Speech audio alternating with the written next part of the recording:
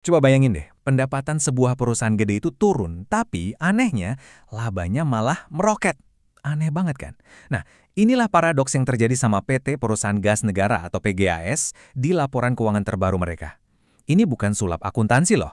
Ini tuh bener-bener sebuah studi kasus yang keren banget tentang gimana caranya sebuah perusahaan bisa melewati krisis, pinter-pinter motong biaya, dan secara nggak terduga malah keluar jadi lebih untung.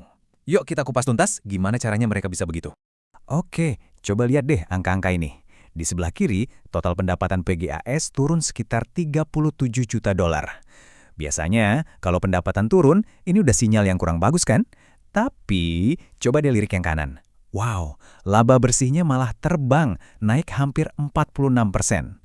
Jualannya lebih dikit, tapi untungnya jauh lebih banyak. Gimana ceritanya coba? Inilah inti dari misteri yang bakal kita pecahin bareng-bareng. Angka ini nggak bohong ya, tapi mereka juga nggak cerita semuanya. Dan cerita di baliknya, nah ini yang seru. Nah, pertanyaannya kan jelas banget ya, kok bisa?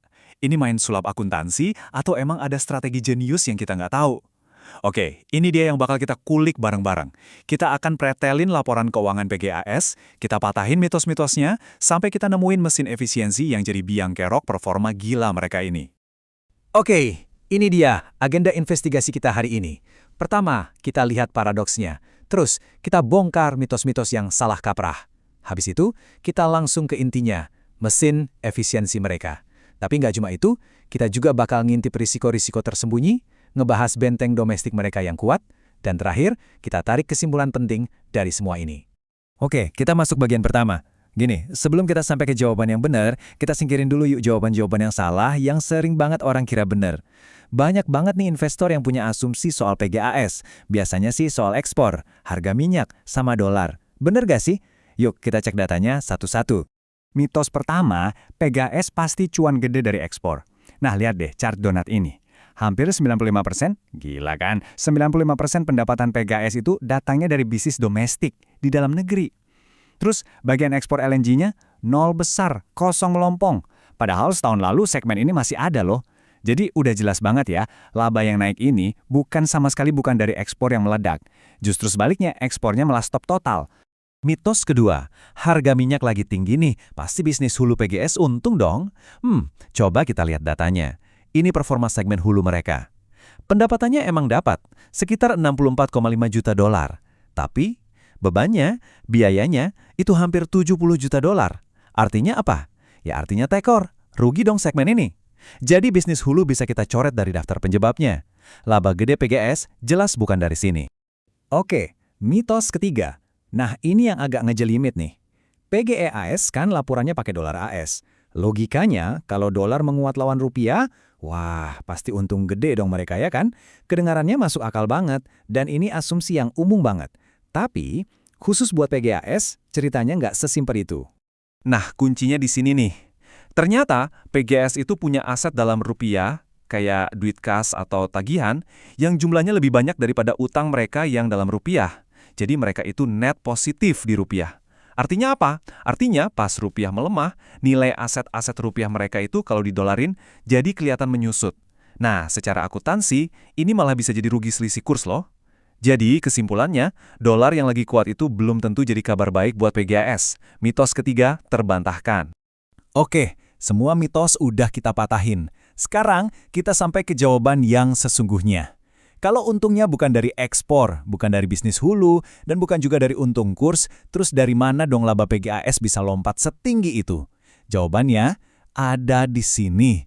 Sebuah mesin efisiensi yang bekerja super cerdas di balik panggung. Ini salah satu cerita favorit saya. Untung karena berhenti jualan. Aneh kan? Jadi gini, tahun lalu PGAS kan ekspor LNG. Dapat duit tuh hampir 58 juta dolar. Kelihatannya gede ya. Tapi modalnya aja udah 54,7 juta dolar. Marginnya tipis banget, kayak kertas. Nah, pas di tahun 2026, ekspor ini di stop total, PGAS emang kehilangan pendapatan itu. Tapi, mereka juga ngebuang beban pokok yang segede gaban. Jadi ini dia paradoksnya.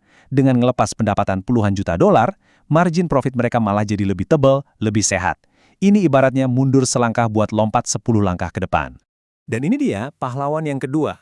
Coba lihat bedanya, gila banget ini. Di Q1 2025, PGAS itu boncos karena rugi kurs lebih dari 20 juta dolar. Setahun kemudian, ruginya ditekan abis-abisan, jadi sisa 1,6 juta dolar doang. Ini artinya ada perbaikan lebih dari 18 juta dolar.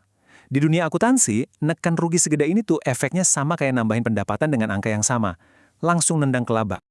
Oke, laba naik. Kelihatannya keren banget. Tapi, sebagai analis, kita nggak boleh berhenti di situ. Cerita yang paling penting itu seringnya ngumpet, bukan di halaman depan. Ceritanya itu ada di catatan atas laporan keuangan. Nah, disinilah perusahaan harus ngaku dosa, harus buka-bukaan soal potensi masalah di masa depan. Dan buat PGAS, ternyata ada beberapa ranjau besar yang harus kita waspadai. Ranjau pertama, angkanya 130,4 juta dolar. Ini bukan receh ya. Ini nilai klaim dari Gunvor, salah satu klien LNG internasional mereka. Kasusnya dibawa ke arbitrase di London. Dan ini semua gara-gara PGAS stop ekspor LNG tadi. Biar kebayang gedenya, angka ini tuh jauh lebih besar dari laba bersih mereka satu kuartal ini loh. Jadi, kalau sampai PGAS kalah, wah, dampaknya bisa serius banget. Lanjut, ranjau kedua. Angkanya 72 juta dolar.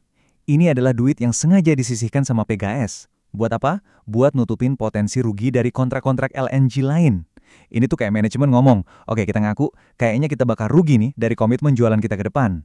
Ini sinyal loh, kalau masalah di bisnis LNG internasional mereka itu ternyata lebih dalam, bukan cuma soal Gunvor aja. Dan yang ketiga, 56,3 juta dolar. Nah, yang ini urusannya sama kebijakan harga gas domestik di Indonesia.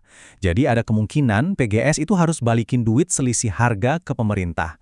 Lagi-lagi, ini potensi duit keluar di masa depan yang udah mereka catat dari sekarang. Oke, dari tadi kita ngomongin provisi, dana yang dicadangkan, maksudnya apa sih? Gampangnya gini, provisi itu cara akuntansi buat sedia payung sebelum hujan. Jadi perusahaan ngakuin potensi masalah dan nyisihin duitnya sekarang, sebelum masalahnya beneran kejadian. Nah, kalau kita totalin 3 bom waktu tadi, kita ngomongin angka lebih dari 250 juta dolar. Ini jauh lebih gede dari laba yang mereka bangga-banggain. Jadi provisi ini tuh kayak cara perusahaan bilang ke kita, laba kita emang bagus sekarang, tapi kita lagi nabung nih buat bayar masalah gede yang mungkin bakal datang. Oke, kita udah bahas risiko-risiko dari bisnis internasional mereka yang penuh petualangan.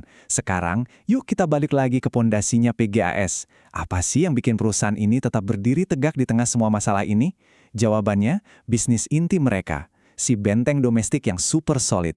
Lihat deh tabel ini. Kelihatan jelas banget di mana mesin duit PGAS yang sebenarnya. Dari total pendapatan dagang gas sekitar 686 juta dolar, lebih dari 98%-nya itu datang dari klien industri dan komersial di Indonesia. Ini bisnis yang stabil, ada aturannya jelas, dan inilah tulang punggung perusahaan. Jadi, sementara bisnis ekspornya itu naik turun penuh resiko, ya bisnis domestik inilah benteng pertahanan mereka yang sesungguhnya. Oke, kita udah bongkar pasang banyak hal, sekarang waktunya kita satuin semua kepingan puzzle ini, dan kita tarik kesimpulan pentingnya. Jadi apa artinya semua ini buat kita, baik sebagai pengamat ataupun mungkin sebagai investor? Nah, ini dia perbandingan yang paling penting. Ini bedanya antara fasad sama pondasi. Fasadnya, yaitu laba bersihnya, kelihatan cakep banget, kinclong, naik 46%. Tapi pondasinya, yaitu arus kas operasi, ini duit cash beneran yang masuk, ternyata retak, anjlok 64%. Laba itu bisa diciptakan akuntan, tapi kas itu raja, dan di kuartal ini rajanya lagi sakit. Ini tuh lampu kuning tanda peringatan kalau dibalik cerita efisiensi yang keren, kemampuan asli perusahaan buat ngasilin duit cash itu malah lagi melemah. Jadi apa nih pelajaran yang bisa kita petik dari kasus PGAS ini? 1. Angka utama di halaman depan itu bisa ngecoh. 2. Kita harus bisa bedain kualitas laba. Laba karena hemat-hemat itu bagus, tapi laba karena jualan makin laris itu jauh lebih bagus. 3. Jangan pernah mager buat baca catatan kaki laporan keuangan. Di situ semua rahasianya kebongkar. 4. Kenali mana bisnis inti perusahaan dan mana yang cuma sampingan. Dan yang terakhir, ingat mantra ini. Laba itu opini, kas itu fakta. Selalu cek dua-duanya. Oke, kita tutup pembahasan ini dengan satu pertanyaan buat kita renungin bareng. Nggak bisa dipungkiri, PGAS ini nunjukin manajemen krisis yang keren banget di kuartal ini. Di tengah banyak masalah, mereka bisa naikin laba, itu hebat. Tapi, dengan awan mendung potensi utang lebih dari 250 juta dolar yang ngintip di depan, pertanyaannya jadi, apakah efisiensi ini adalah strategi jangka panjang yang solid, atau cuma sekedar plester buat nahan luka sementara sebelum badai yang lebih gede datang? Cuma waktu yang bisa jawab.